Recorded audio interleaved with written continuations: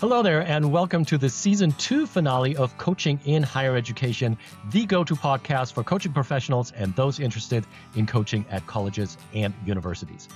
I'm Tim Jansa, a leadership and organizational development coach, and your host for this show.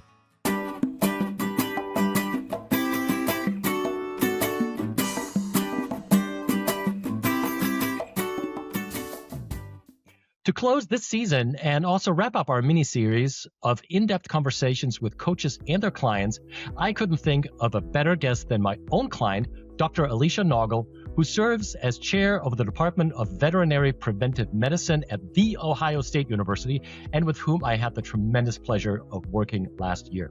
So welcome to the podcast, Alecia, and thank you for your willingness to make time and tell your story and share your experience.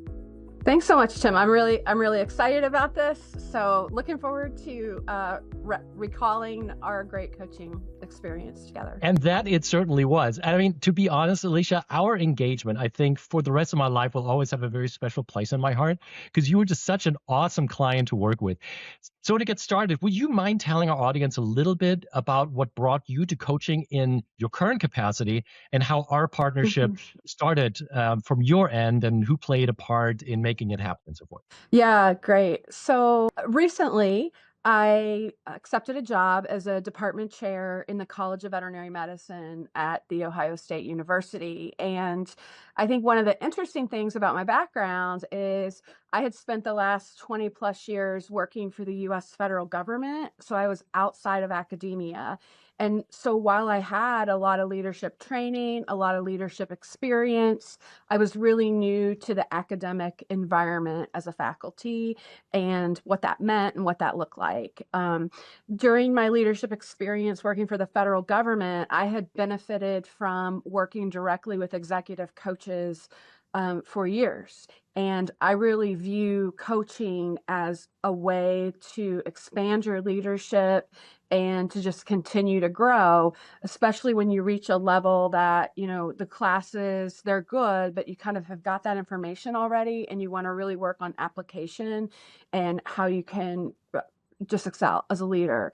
So I knew coming into this role that I would definitely need some help, probably more so on the transitioning from the federal government to academia, not necessarily the leadership skills or competencies themselves, right? It was really about that transition.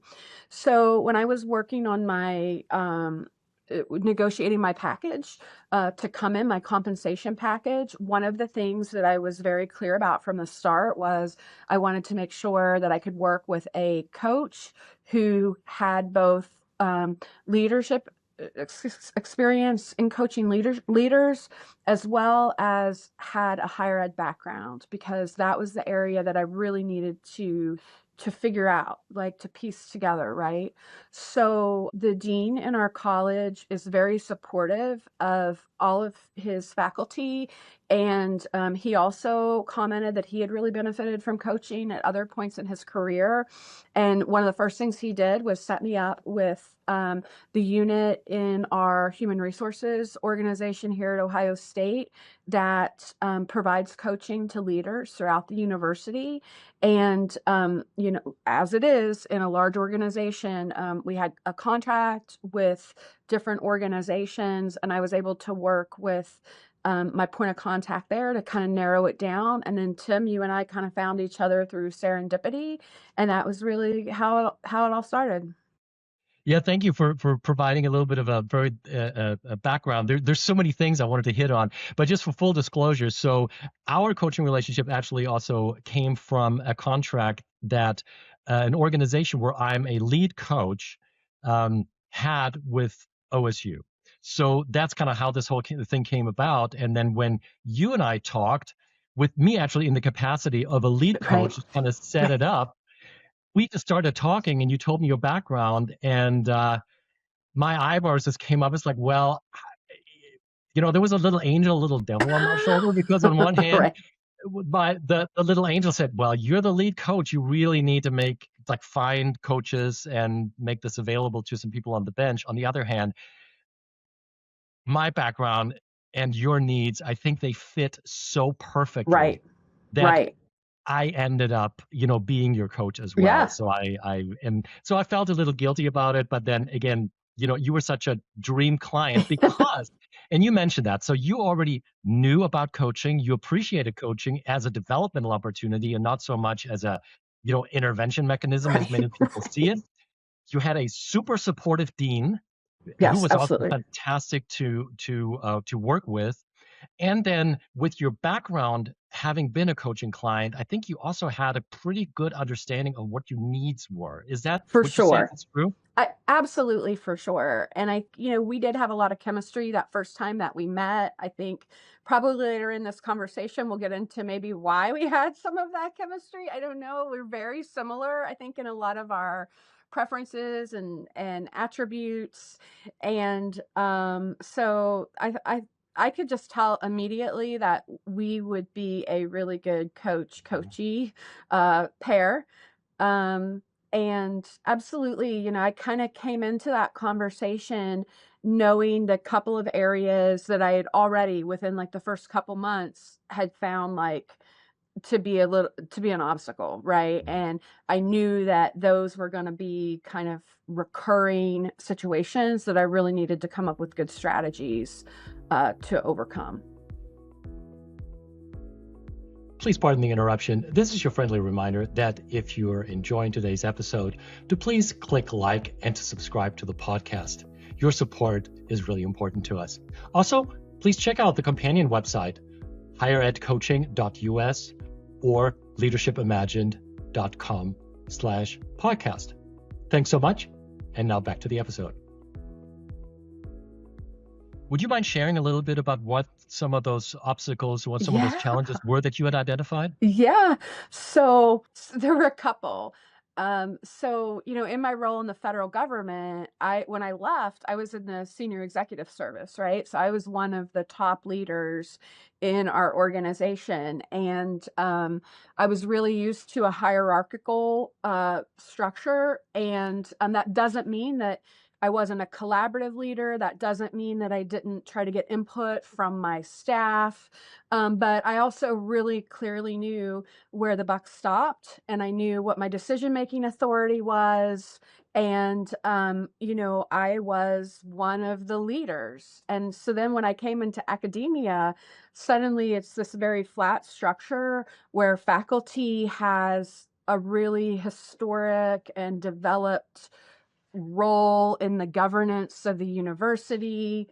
I was also in the government. We were very much an action-oriented group that I was in, and our focus was on doing the things, right? We were very operational. Our focus was on doing the things and getting the things done. And very quickly, I bumped up against not only the role of faculty in the university governance, but I also bumped up against the idea of kind of being the think tank, and we're the ones that come up with the really great innovative ideas, but that doesn't happen on anybody's schedule, right? That kind of happens when it happens, and sometimes my ideas will yield something. Sometimes it's really just the act of exploring that idea and talking with others. So I was quickly really frustrated that some of the things that I was either tasked to do or wanted to do coming into the department, I wasn't able to get folks mobilized as quickly to act on those as I was used to. So that was one piece. I think another piece was again around the decision making. Previously, I exactly knew when I needed to make the decision and when I needed to elevate it, right? I knew what was in my sphere of decision making, what was in my sphere of influence, and what was outside of it. And when I came into this role, it was suddenly really ambiguous and it just wasn't clear. And I think faculty assumed that I had a lot of decision-making authority that that it wasn't clear to me that I had it, and in reality, I don't think I did have it. And then the final piece, which is really I still struggle with a lot, is because I had, after I finished my PhD, I'd gone out and started working for the government. The types of experiences that I had technically were very different than what the faculty here had had, right? Like for instance, instead of writing a peer review paper as a faculty would, my products and my deliverables were things like regulations, which don't have an author associated with them, or they were white papers, or they were reorganization of a unit. They were very they used the technical information, but they used it in a really different way. And I think the faculty here had a really hard time figuring out how to consider my technical and scientific expertise in terms that they understood. And so one of the things that you and I worked on a lot, Tim, was this idea of developing my faculty identity, right? Like, who am I as a faculty member, as a scientist? Because everybody knew the leadership part and what I could bring on the leadership side. Not everybody was able to make those connections with what I could bring technically. So those were really it. It was developing that faculty identity. It was figuring out how to make decisions when I had decision-making authority, when I didn't, in this really like ambiguous, flat, weird structure.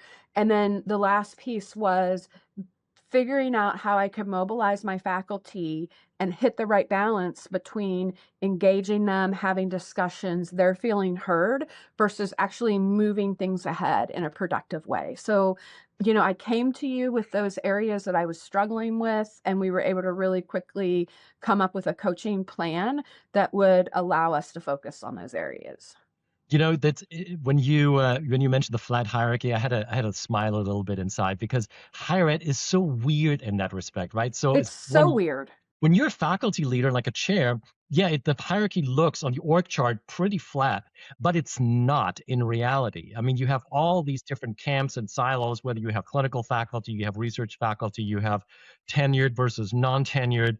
Then, of course, you have staff. So all these different kind of subgroups, and there is a hierarchy, even though it's not open. And then, of course, you have this whole a question of Right. faculty governance, and that is very different from unit to Right. unit.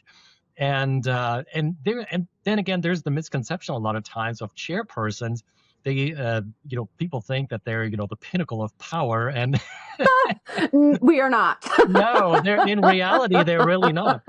So Alecia, you mentioned briefly the chemistry between us, and I Yeah. mean, I think anybody watching this and listening to this is probably will have picked up on that we actually got pretty close, which I think is always a wonderful side effect. So when you said we had a lot in common, what were you referring to there?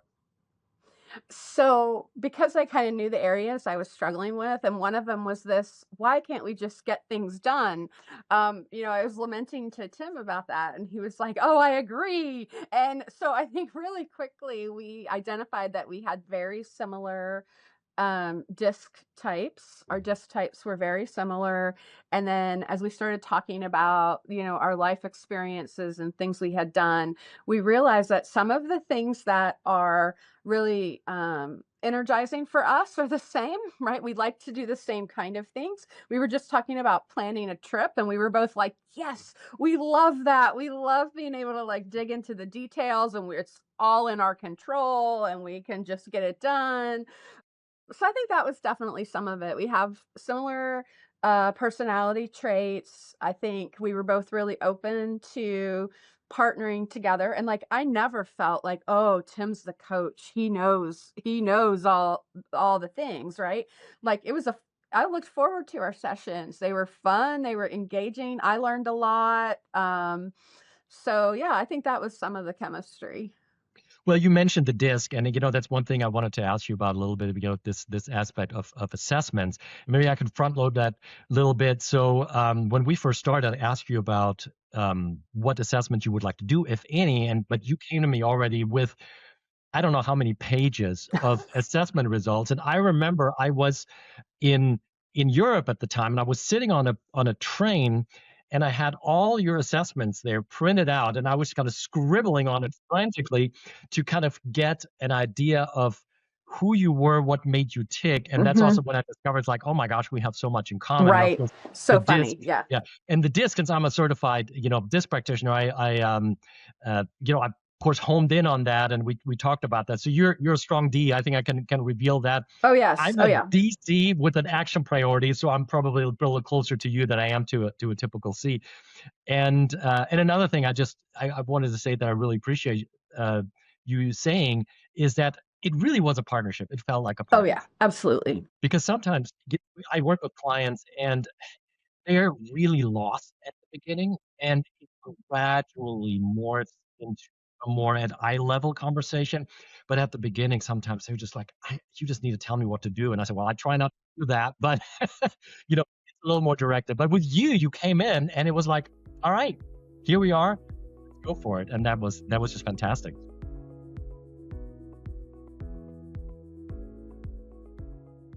I think I had the privilege really of being identified with potential leadership qualities very early in my career in the federal government, and I had many developmental opportunities afforded to me, all the way from formal training programs or courses on leadership.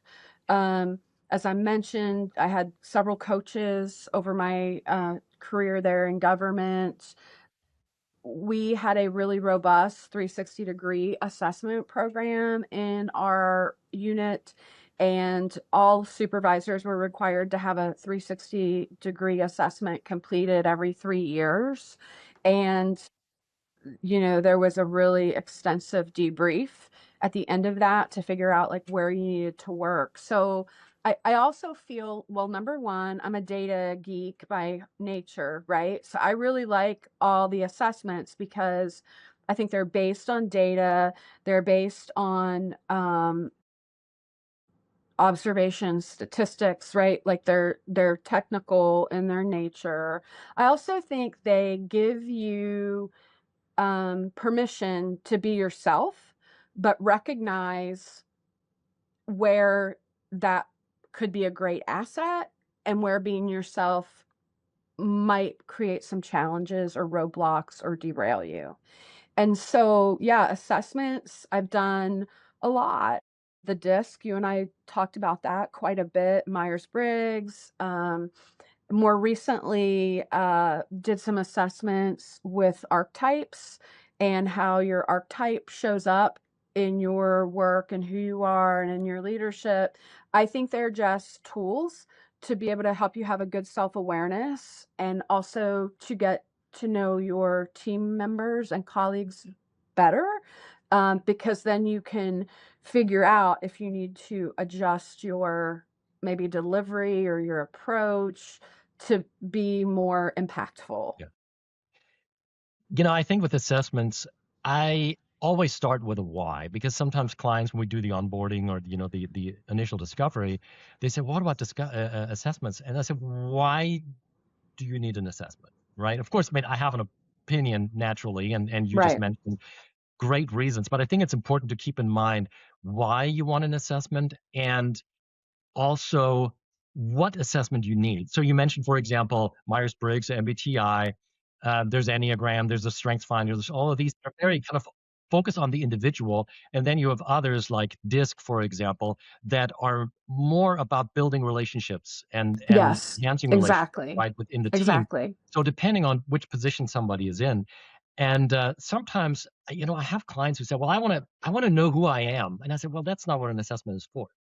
An assessment is not who you are. Assessment basically allows us to ask better questions I was and just gonna say that, discover." right? Like it brings out these things that you're like, huh, I didn't necessarily realize that, but wow, that is spot on about how I act. Right? Like, Yeah. I need to give that some thought. And who you are in that particular context. I think Right. that's also important Oh, for because sure. you mentioned your government experience and then, of course, the higher ed experience. That is a very different context. Oh, And I actually absolutely. wanted to ask you about this. So, because you've had coaching engagements before in your role in a leadership role in government and then in higher ed, did those differ at all? Or what? How would you compare those those experiences, or were they basically the coaching was the same kind of process? I mean, there were a lot of commonalities, right? Because coaching is coaching, and I think the goal of a coach is to help you bring out your best, right? Bring out your best self in whatever circumstance you're in that moment. And so, certainly there were similarities, the idea of setting goals for the engagement, like what are the things you want to accomplish during our time together.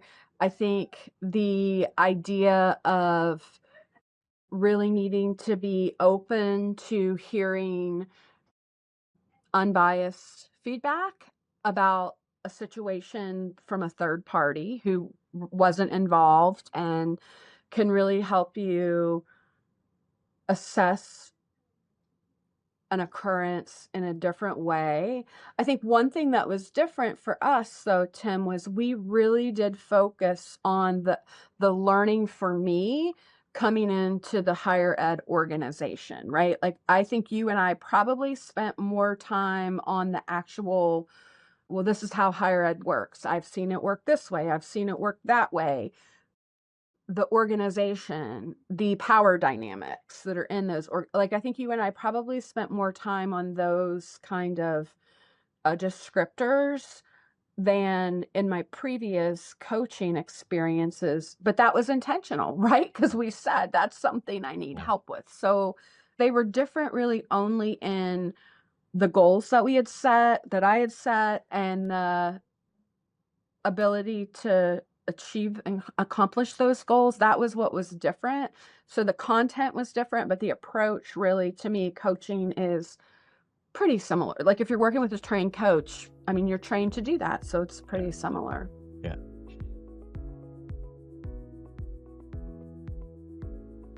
I wanted to get back to a little bit to the beginning because there was a sponsor relationship involved in this one, right? And sometimes that changes the dynamics.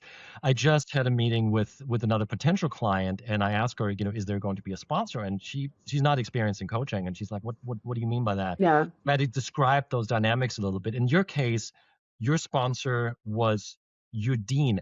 How would you describe the dynamics having a sponsor in the mix in this particular case? I think having a sponsor did a couple things for me. One, I think it really made sure that there was a alignment between the organizational needs and my personal individual needs. So Dean Moore was able to look at the goals and say, yeah, exactly. I agree. That is where that you could really use some help figuring those things out. He was also able to ensure that I had the support I needed from others across the university and across the college for this to be successful. Specifically, he was like, well, to do coaching, this is the person that you need to talk to at OSU. And I talked to that person. And so now she and I do a lot of check-ins, just not in a formal, she's a coach as well, not in a formal way, but as um, we're just interested in each other, right? We just like what each other does. So having a sponsor, I think really for me, it's about the alignment with what the organizational goals are. And then of course you're the person, in this case, I report to him, right? He's my supervisor and, he has a vested interest in making sure that the coaching is successful. Yeah, so what you're alluding to really is of course it affects the process, right? So the going is a little slower perhaps when you have a sponsor involved because you want to make sure that, for example, you and I have those meetings, but then we wanted to bring Dean Moore in to also say, okay, so here's a goal setting. What are your goals for Alecia?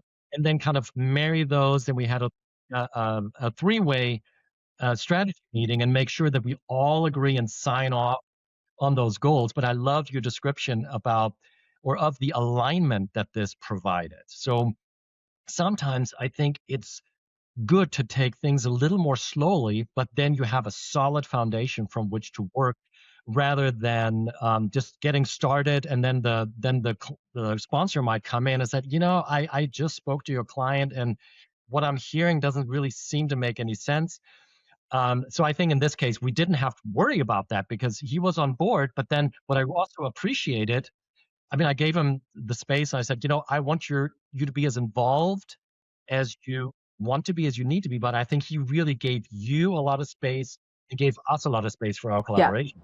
But at the same time, like he would check in, right? I have my regular check-ins with him, just, process for work. And he would say, how are things going? What kind of things are you working on or discussing? So and and I think that's very individualized, right? Like it could have been a different person and he might have elected to be much more involved, right? I think that's very individualized. And what I would say to people that are kind of in a situation where you're thinking about doing coaching and you have a sponsor, I would say like lean into the sponsorship too, because again, it's an investment for the organization. They want to be your partner in your success because your success is their success. And sometimes we're all at different points in our career and we might need more, we might need more, whether it's more coaching, more direction, more supervision. And then there are other times that you don't need as much. So I would just encourage people to realize that it's also very situational. And just because it's like that for this time being doesn't mean that in a different circumstance it won't be different right? And there's one thing I wanted to mention also for those coaches watching this and listening to this is that be careful as a coach to make sure that you maintain confidentiality, right? Because your client is your client, your sponsor isn't your client. So of course your client can share whatever they want with the sponsor. That's completely up to them. But when the sponsor comes, in case they come in and ask questions, you have to be very careful. Alecia, you and I didn't have this issue. No, not at all. But I think in general, so when you're a sponsor, there is a third party in there, but your client, of course, is your primary focus. Yeah. Yeah. And I always felt that way. So, and I think, Tim, you were really experienced in making sure that you clarified the roles and responsibilities in kind of that triad, if you will. So I think it was very clear to Rustin what was out of bounds for him versus what was in bounds for him to ask about or for us to talk about. Exactly. So front loading those engagements, I think, is always important, and to make sure everybody kind of signs off on this arrangement. So, Alecia, to kind of slowly bring our wonderful conversation to an end, of course, we could talk for another hour, but so thinking back to our time together, what were some of the most, let's say, impactful insights on your end? What were some of those aha moments, your key learnings? What comes to mind? I mean, there's one that immediately comes to mind, and I you'll think I probably know which one remember that this is. conversation. It was, again, the decision making. Full disclosure, like, that is not a solved problem for me. I'm still trying to understand kind of what my role is, and that can change in different circumstances. And so I was really struggling with the decision making, and I felt there was a lot of weight on me, right? Because I felt like I should be able to just say yes or no, or we're going to do this or that for my faculty and for my staff in our department. Yet I felt like I needed to and was required to get concurrence from multiple people that I didn't talk to at the same time. So it was like this ongoing circle of going to the people for decision, and I would feel like I'm circling, circling, circling. And it was weighing really heavy on me. And one day, Tim, I think you said something like, maybe you were this blunt, but like in my mind, I remember it as being like, Alecia, that's not your decision. Like you don't like that truly is not the decision that a department chair needs to be making. That is a decision for the dean or this other person. And I just remember like the weight lifting from me in that moment because I was like, you know what? You're right. It is not mine to make. And I don't need to get wrapped around this axle about this because really, truly, that's out of my scope. And that is a conversation that we had that like I come back to a lot when I'm in those situations that I'm starting to get really antsy about like not moving forward or not being able to make a decision. I'll be like, okay, so remember, would Tim say, is this yours to make or not? And maybe it's not. And if it's not, don't take the weight of that, like Yeah. let that go. So that was one thing that I think was really, really impactful for me. And that's exactly the one that I was actually thinking about as well, because I remember your body language changing. Right. And Like I it think was I a commented on that. physically I could Yeah. feel the weight lifting. Because I think you were kind of like this. And then Yes, once we started talking probably about because I this, you was were like, probably mad. oh. And I remember, like, I think your shoulders were rolling back and everything. And this was one of those perfect examples where, as a coach, you pay attention to the body language. You kind of see what's going on there. And when you see tension and the tension lifting, I think you know that you said the right thing or you asked the right Right. question, right? Yeah, So in this case, absolutely. so yeah, thanks for Well, thanks good. I'm for glad that that mentioning was that. what you were Yeah, thinking. yeah, Yeah. that was probably the most impactful because Yeah. you mentioned earlier this ambiguity about decision making and roles and responsibilities. That is something I get all the time from my academic coaching clients, and it's really tricky sometimes to understand how those dynamics work. So Alicia, if you were to give some advice to coaches and their clients, especially those coaches working with academic department chairs, what would you say makes a great coaching partnership and experience? So I definitely think um that ap- approaching it as a partnership is really, really critical. Because I never felt like, oh, I'm doing this because I don't know what I'm doing, or right, this was like a remediation and you need to be remediated.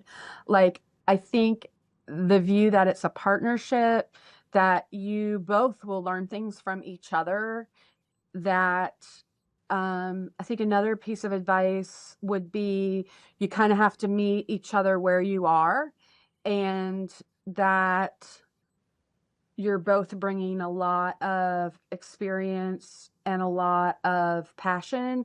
That experience and that passion might not be like specific to the circumstances that you're talking about today, but you can leverage it maybe in a different way. So that was one thing I really appreciated. Like you figured out what my strengths were, you figured out what some of my weaknesses or areas for improvement were. And I think in our conversations, you were really able to help me leverage those, or you were able to say, okay, like a derailer might be this, right? So be careful for that. So I just think the partnership, meeting each other where they are, being open to learning from each other, and realizing that everybody brings experience and knowledge to this kind of relationship, and you just have to be willing to use what you have, like, as you're moving forward.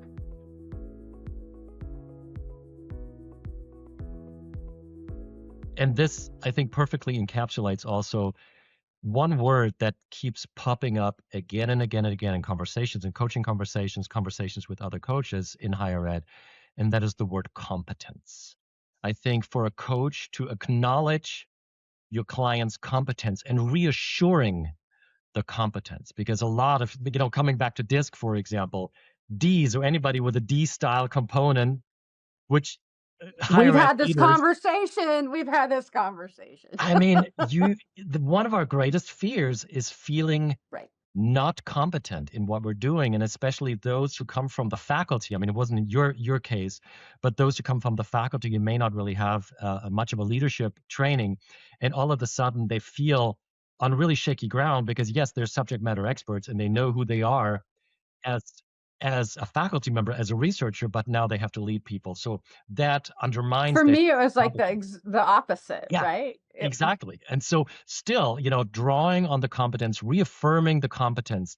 So make sure we stabilize the foundation and then build on that. And to piggyback on what you said about the learning, I think my learning as a coach, because we coaches always learn, we always grow, was again creating a solid foundation. Sometimes it takes a little more time. Front load, make sure that roles and responsibilities are clarified for everybody involved, in this case, involving a sponsor, so that you don't have to worry about clarifying these things in retrospect. You can really home in on those goals, but still remain flexible as far as the goals, because sometimes those things change. So Yeah. yeah. Well, listen, Alecia, this has been a pleasure. You and I haven't spoken in Yeah. several months, so it's just been wonderful to see you Right. again So and fun. Yeah. and see how you're thriving. And I really, really, really appreciate you taking time out of your super busy schedule. It's the end of the semester. You have so much going on, so I'm super appreciative of you making time. So thank you again.